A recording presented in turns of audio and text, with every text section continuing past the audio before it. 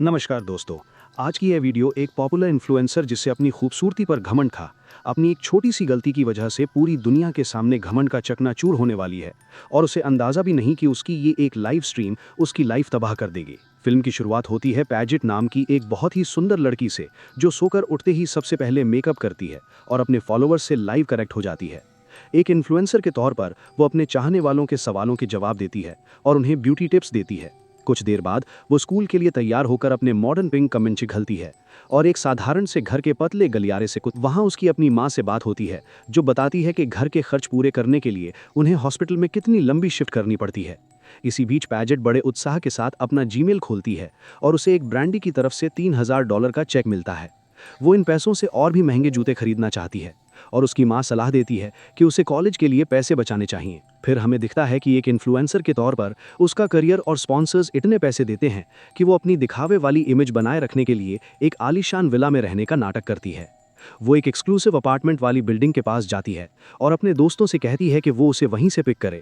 उसकी best friend एक convertible car में आती है और सब मिलकर पैजेट के बॉयफ्रेंड जॉर्डन को सरप्राइज देने जाते हैं, जो एक म्यूजिक वीडियो शूट कर रहा है। सीन बदलता है और हमें ब्रिन और कैमरन नाम के दो भाई बहन दिखते हैं, जो कार से स्कूल जा रहे हैं। कैमरन एक अजीब और अनपॉपुलर स्टूडेंट है जिसके बारे में कोई कुछ नहीं जानता, यहाँ तक कि उसकी बहन ब्रिन को भी उसके साथ स्कूल में दिखने में शर्म आती है, इसलिए वो उसे इग्नोर करती है। ब्रिन की इकलौती दोस्त निशा है, जो खुद भी एक आउटकास्ट है। ब्रिन जॉर्डन के म्यूजिक की दीवानी है, इसलिए कैमरन उसके नकली गानों का मजाक उड़ाकर उसे चढ़ाता है। कहानी वापस पैजेट पर आती है, जो जॉर्डन के सेट पर पहुंच चुकी है। वहां जॉर्डन ने उसके लिए एक केक भी रखा है। जॉर्डन के ट्रेलर में घुसने से पहले पैजेट एल्डन से कहती है कि वो इस मोमेंट को टिकटॉक पर लाइव दिखाए ताकि उसके फॉलोअर्स ये सब देख सकें। लेकिन जैसे ही वो अंदर जाती है, वो दंग रह जॉर्डन एक बेकअप डांसर को किस कर रहा था। वो लड़की तुरंत पैजेट से माफी मांगती है और हाथ मिलाते हुए कहती है कि वो उसकी बहुत बड़ी फैन है।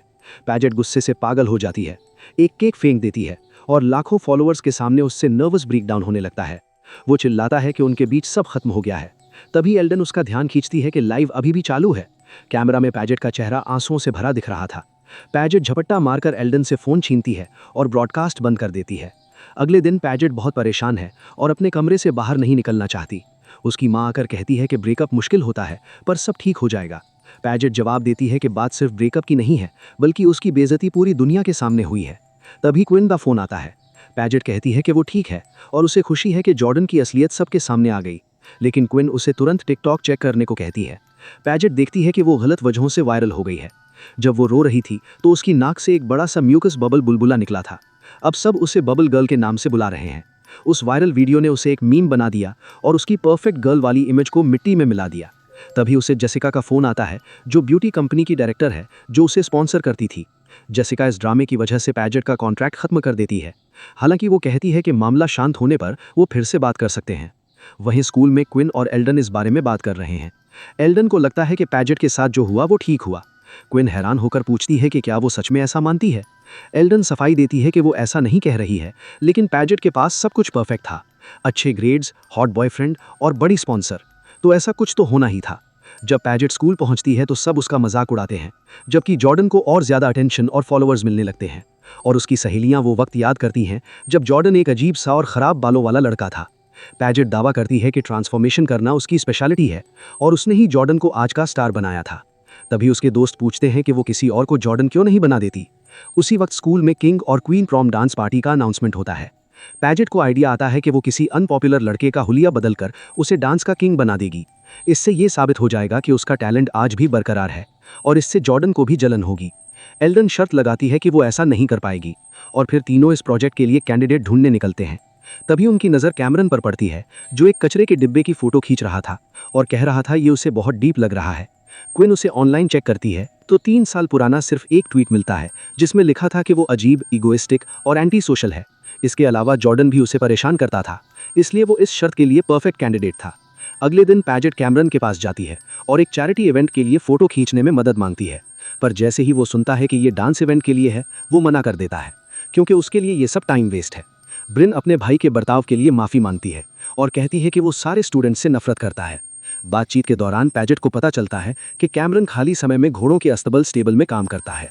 अगले दिन वो वहां पहुंच जाती है और उससे घुड़सवारी सीखने की जिद करती है। वो अस्तबल साफ करने में उसकी मदद करती है, जिसके बाद कैमरन उसे घुड़सवारी सिखाता है। उसे एहसास होता है कि पैजेट हर वक्त फ़ोटो खींचती रहती है और वो उसका मजाक उड़ाता है।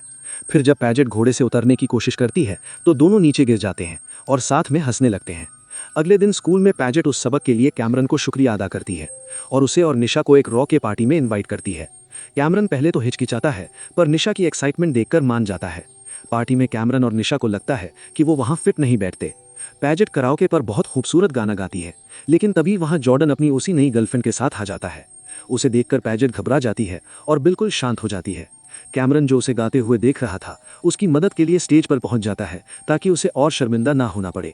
फिर दोनों मिलकर एक शानदार परफॉर्मेंस देते हैं जिसकी तारीफ करते हैं। माफ़ी चाहूँगा दोस्तों, अगर वीडियो आपको पसंद आ रही हो तो प्लीज़ चैनल को सब्सक्राइब कर बेल आइकन को ज़रूर ऑल पर क्लिक करें। और वीडियो में आगे कैमरन अपनी ट्रक में पैजेट को घर छोड़ने का ऑफर देता है।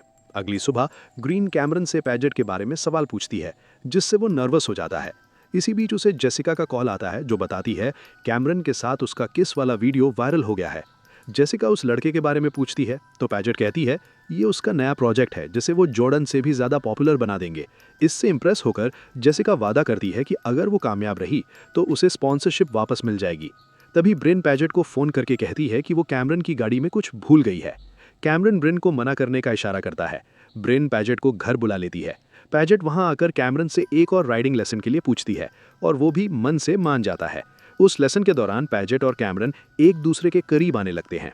पैजेट उसे बताती है कि वो भी स्कूल खत्म होने का इंतजार कर रही थी और स्पॉन्सरशिप खोने के बाद अब उसे समझ नहीं आ रहा कि वो क्या करेगी। कैमरन उसे समझाता है और अपनी इच्छा बताता है कि वो दुनिया घूमना और फोटो खींचना चाहता है। वो उसे अपना काम दिखाने के लिए एक पुराने ट्रेन स्टेशन ले जाता है, जहाँ वो स्ट्रीट फोटोग्राफी करता है। उसका काम देखकर पैजेट हैरान रह जाती है। कॉफ़ी पीते वक्त पैजेट पूछती है कि वो अपनी दादी के साथ क्यों रहता है। वो बताता है कि उसकी माँ की कार एक्सीडेंट में मौत के बाद उसके पिता स्वीडन शिफ्ट हो गए। वो जो कैमरा इस्तेमाल करता है वो उसकी माँ का था। ये सुनकर पैजेट भी अपनी लाइफ के बारे में बताती है कि कैसे उसके पेरेंट्स का तलाक हो गया और उसकी माँ एक नर्स के तौर पर कितनी मेहनत करती है। फिर वो उसे एल्डन की 1920 थीम वाली बर्थडे पार्टी में बुलाती है। कैमरन मान जाता है और पूछता है कि क्या वो अपने दोस्तों को ला सकता है, जिस पर पैजेट हाँ कह देती है। अगले सीन में पैजेट, कैमरन, निशा और ब्रिन पार्टी के लिए एक कपल डे खरीदने जाते हैं। फिर पैजेट कैमरन का पूरा लुक बदल देती है, उसके बाल काटती है और उसे सूट पहनाती है। अभी ये साफ दिख रहा था कि पैजेट उसकी तरफ अट्रैक्ट हो रही है। फिर सब एल्डन की पार्टी में जाते हैं, जहां कैमरन के नए लुक को देखकर सब दंग रह जाते हैं। जॉर्डन भी वहां आता है और पता चलता है कि उसकी गर्लफ्रेंड उसे छोड़ चुकी है। वो पैजेट से पैचअप करने की कोशिश करता है और वो उसे ठुकरा कर चली जाती है। जॉर्डन फिर ब्रिन को फंसाने की कोशिश करता है। ब्रिन को वो पसंद था और जब वो उसके साथ बदतमीजी करने की कोशिश करता है तो वो वहां से भागकर अपने भाई के पास पहुंच जाती है और उसे सब बता देती है। कैमरन को गुस्सा आ जाता है और वो जॉर्डन से भिड़ जाता है। दोनों के बीच लड़ाई होती है और कैमरन सबके सामने जॉर्डन को धूल चटा देता है। बदला लेने के लिए जॉर्डन कैमरन का कीमती कैमरा पूल में फेंक देता है। कैमरन उसके पीछे भागता है और फिर गुस्से में अपनी टीम के साथ पार्टी छोड़कर चला जाता है। पैजेट उसके पीछे जाती है और जॉर्डन की हरकत के लिए माफ़ी मांगती है। कैमरन पूछता है कि उसे अचानक उसमें इतनी दिलचस्पी क्यों होने लगी है, पर पैजेट के पास कोई जवाब नहीं होता। उस रात अपने कमरे में मेकअप उतारते हुए पैजेट लाइव आती है और कहती है कि वो हमेशा सिर्फ बाहरी दिखावे पर फोकस करती थी और असली बात यह है कि किन लोगों के साथ रहते हो।